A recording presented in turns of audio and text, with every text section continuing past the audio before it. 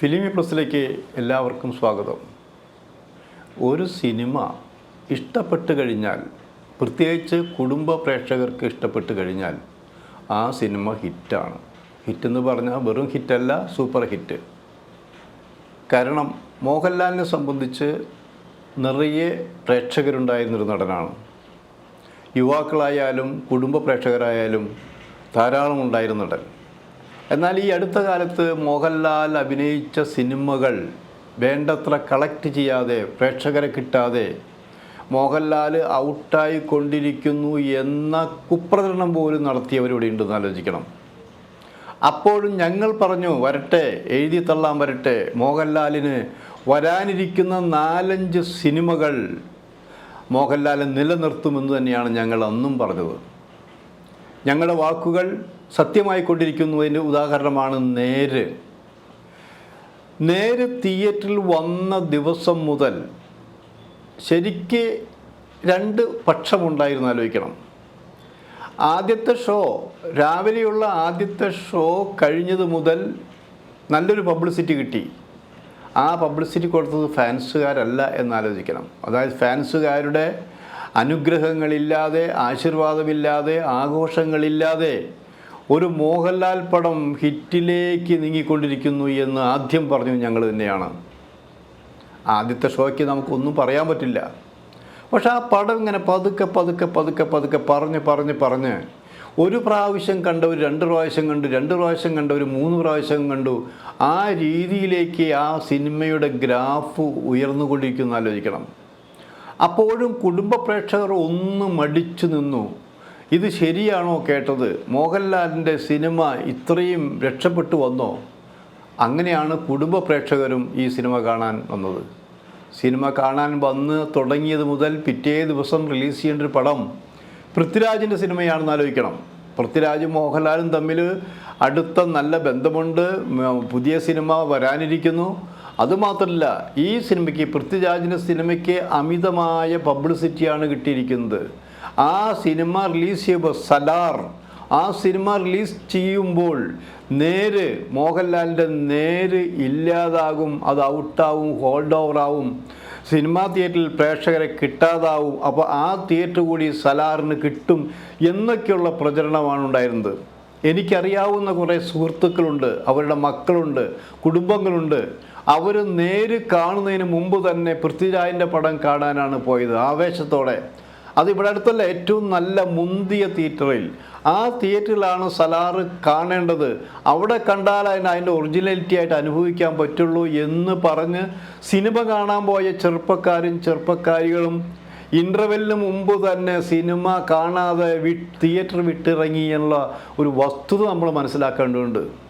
അത് മോഹൻലാലിനോടുള്ള ആരാധന കൊണ്ടല്ല, പൃഥ്വിരാജിനോടുള്ള ആരാധന ഉള്ളപ്പോൾ തന്നെയാണ് ആ സിനിമ ബോറാണെന്ന് പറഞ്ഞുകൊണ്ട് അവർ ഇറങ്ങി തിരിച്ച് ആലോചിക്കണം. ഞാനത് കണ്ട് അത്രയും വിശ്വസിച്ചില്ല. പക്ഷേ റിപ്പോർട്ടുകൾ കിട്ടി വന്നപ്പോൾ പറഞ്ഞത് അത്ര പോരാ, വിചാരിച്ച രീതിയിൽ ആ സിനിമ ആസ്വദിക്കാൻ പറ്റുന്നില്ല, കളക്ട് ചെയ്യുന്നില്ല എന്നുള്ള റിപ്പോർട്ടാണത്. സിനിമയാണ്. സിനിമ ഒരു പക്ഷേ ആദ്യത്തെ ദിവസം അത്ര ഓടിയില്ലെങ്കിലും പിന്നെ ഓടിച്ചോടിച്ച് സൂപ്പർ ഹിറ്റാകും. കാരണം ആ അനുഭവം ഏറ്റവും പഴയതെന്ന് പറഞ്ഞാൽ മഞ്ഞിൽ വിരിഞ്ഞ പൂക്കൾ തന്നെയാണ്. മഞ്ഞിൽ വിരിഞ്ഞ പൂക്കൾ നവോദയയുടെ ഒരു നല്ല പടമാണ്, പുതിയ കൊണ്ടുവന്ന പടമാണ്. ആ പടം തിയേറ്ററിൽ വളരെ പ്രതീക്ഷയോടെ റിലീസ് ചെയ്തിട്ട് ആദ്യത്തെ ഒരാഴ്ച തിയേറ്ററിൽ വിരലിൽ എണ്ണാവുന്ന ആളുകൾ മാത്രമേ ഉണ്ടായുള്ളൂ. ആ വിരലിൽ എണ്ണാവുന്ന ആളുകളിൽ ഒരാളായിരുന്നു ഞാനും കൂടി ആലോചിക്കണം. പക്ഷേ അപ്പച്ചൻ്റെ ടീമും അത് പരസ്യം ചെയ്ത് ആ സിനിമ ഒരു സൂപ്പർ ഹിറ്റാക്കി മാറ്റി. അങ്ങനെയും ചരിത്രങ്ങൾ കുറേ സിനിമയ്ക്ക്, മലയാള സിനിമയ്ക്ക് ഉണ്ടായിട്ട് നിലയ്ക്കും. അതുപോലെ പൃഥ്വിരാജിൻ്റെ സിനിമ അങ്ങനെ രക്ഷപ്പെടുമെന്ന് വിചാരിച്ചു. അപ്പോഴും നേരിന് യാതൊരു കുഴപ്പവുമില്ലാതെ നേര് കാണാൻ ജനം വന്നുകൊണ്ടിരുന്ന് ആലോചിക്കണം. മോഹൻലാലിൻ്റെ സിനിമ അങ്ങനെ തന്നെയാണ്. അത് പോക്കാണോ പോക്ക്, ഹിറ്റാണോ ഹിറ്റ്, ഈ 2 എക്സ്ട്രീമേ മോഹൻലാലിൻ്റെ സിനിമയ്ക്കുള്ളൂ. അത് തുടക്കത്തിലേ നമുക്കറിയാൻ പറ്റും. മോഹൻലാലിൻ്റെ സിനിമ ഓടുമോ ഓടില്ലേ എന്നുള്ളത് ആദ്യത്തെ ഷോ കഴിഞ്ഞാൽ പറയാൻ പറ്റും. അത് ഫാൻസുകാരുണ്ടാവരുത്. ഫാൻസുകാരില്ലാതെ സാധാരണ പ്രേക്ഷകരാണ് ആ സിനിമ കാണുന്നതെങ്കിൽ, ആ സിനിമയ്ക്ക് നിറയെ ആൾക്കാരുണ്ടെങ്കിൽ, ആ സിനിമ കണ്ട് കൈയടിക്കുന്നുവെങ്കിൽ, ആ സിനിമ കണ്ട് ഒരിക്കൽ കൂടി ഈ സിനിമ കാണണമെന്ന് പറയുന്നുണ്ടെങ്കിൽ നിങ്ങൾ ഉറപ്പിച്ചോളൂ, അങ്ങനെയുള്ളൊരു മോഹൻലാലിൻ്റെ സിനിമ സൂപ്പർ ഹിറ്റാണ്. ഇത് മറ്റൊരു നടന് ലഭിക്കാത്തതെന്ന് ആലോചിക്കാം. അതേസമയം നമ്മൾ മമ്മൂട്ടി ഇവിടെ സൂപ്പർ നടൻ തന്നെയാണിത്. പക്ഷേ മമ്മൂട്ടിയുടെ സിനിമ ആദ്യത്തെ ഷോ കണ്ട് നമുക്ക് വിലയിരുത്താൻ പറ്റണമെന്നില്ല. ഇപ്പോൾ കാതൽ സംഭവിച്ചതല്ലേ, കാതൽ എല്ലാവരും തള്ളിക്കളഞ്ഞൊരു സിനിമയാണ് ആദ്യം. ആ സിനിമ കാണാൻ നോക്കിയപ്പോൾ ഞങ്ങൾ കാണാൻ പോയ ദിവസം ആ തിയേറ്ററിൽ 40-ൽ താഴെ ആളുകൾ മാത്രമാണ് ഉണ്ടായിരുന്നത്. അവിടെയും ഫാൻസുകാർ കൈയൊഴിഞ്ഞ സിനിമയാണ്. ആ സിനിമ ഇതുപോലെ നല്ല പ്രചരണം കിട്ടി, നല്ല സിനിമയാണെന്ന് പറഞ്ഞു, വിവാദങ്ങൾ ഉണ്ടായേക്കാം. ആ സിനിമയും അങ്ങനെ രക്ഷപ്പെട്ടു. ഇപ്പം നേരിന് വേറൊരു പ്രത്യേകത കൂടിയുണ്ടെന്ന് ആലോചിക്കണം. നേര് നമ്മുടെ മിൽമയുടെ പരസ്യം അതിമനോഹരമായ രീതിയിലാണ് ടൈറ്റിൽ പോലും വന്നുകൊണ്ടിരിക്കുന്നത് ആലോചിക്കണം. അപ്പോൾ നിരവധി പരസ്യങ്ങൾ വരുന്നു, കുടുംബ പ്രേക്ഷകർ വരുന്നു, പബ്ലിസിറ്റി ഇങ്ങനെ വന്നുകൊണ്ടിരിക്കുന്നു. മോഹൻലാൽ ഹാപ്പിയാണ്, മോഹൻലാലിന് ഇല്ലാതായി, മോഹൻലാലിൻ്റെ സമയം കഴിഞ്ഞു എന്ന് പറഞ്ഞവർക്ക് തിരിച്ചടി കൊടുത്തുകൊണ്ട് മോഹൻലാലും സംഘവും മുന്നോട്ട് പോയിക്കൊണ്ടിരിക്കുമെന്ന് ആലോചിക്കണം. ഇതൊരു സിനിമയുടെ 2 ഘട്ടങ്ങൾ ഈ സിനിമയ്ക്കുണ്ട്. ഒന്ന് നശിപ്പിക്കുക എന്നുള്ളത്, ഒന്ന് രക്ഷപ്പെടുത്തുക എന്നുള്ളത് ആലോചിക്കണം. അപ്പോൾ ആ സിനിമ കാണുമ്പോൾ എല്ലാവരും മോഹൻലാലും ഞങ്ങളും അടക്കം മോഹൻലാലിൻ്റെ പേരുകൾ തന്നെയാണ് ആദ്യം പറയുന്നത്. കാരണം ഈ സിനിമയുടെ 50% മാർക്ക് മോഹൻലാൽ തന്നെയാണ്.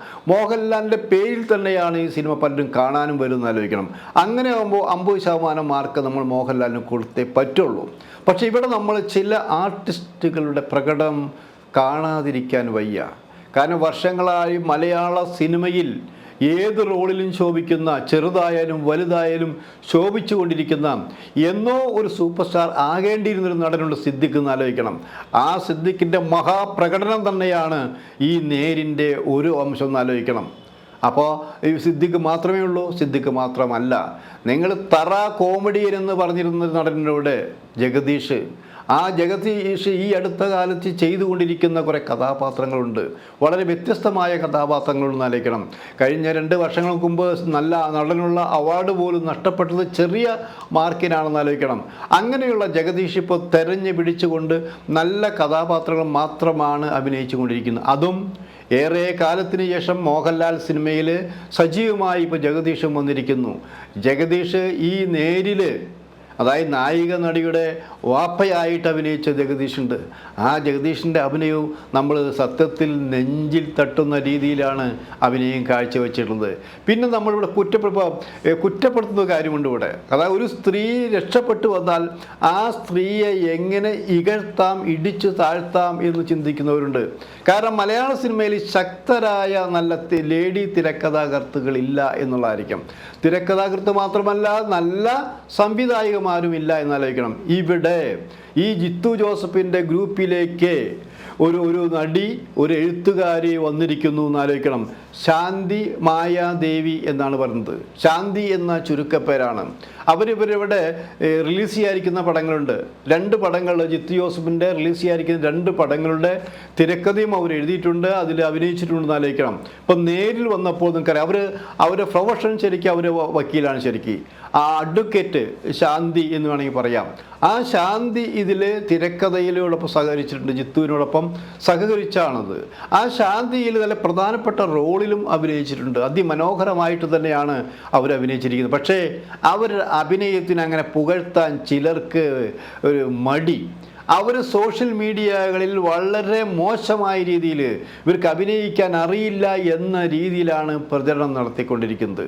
പക്ഷേ സത്യസന്ധമായി നമ്മൾ ഗ്രൂപ്പുകളില്ലാതെ ആസ്വാദനശേഷിയോടെ വിലയിരുത്തുമ്പോൾ ഈ ശാന്തി മായാദേവിക്കും നല്ല മാർക്ക് കൊടുക്കുമെന്നുള്ളതാണ്. അങ്ങനെ ആരും ചെറുതും വലുതുമായി ഈ നേരിൽ അഭിനയിച്ചവരെല്ലാം കയ്യടി നേടിക്കൊണ്ട് കുടുംബസമേതം ഈ സിനിമ കണ്ടുകൊണ്ട് മുന്നേറിക്കൊണ്ടിരിക്കുന്നു.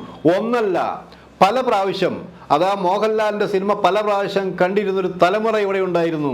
ഇപ്പോൾ മോഹൻലാലിൻ്റെ സിനിമ പല പ്രാവശ്യം കാണുന്ന തലമുറ മാത്രമല്ല, മോഹൻലാലിൻ്റെ സിനിമ പല പ്രാവശ്യം കാണാൻ ആഗ്രഹം പ്രകടിപ്പിക്കുന്ന കുടുംബ പ്രേക്ഷകരും വന്നു തുടങ്ങി എന്നുള്ളതാണ് നേരിൻ്റെ വിജയം.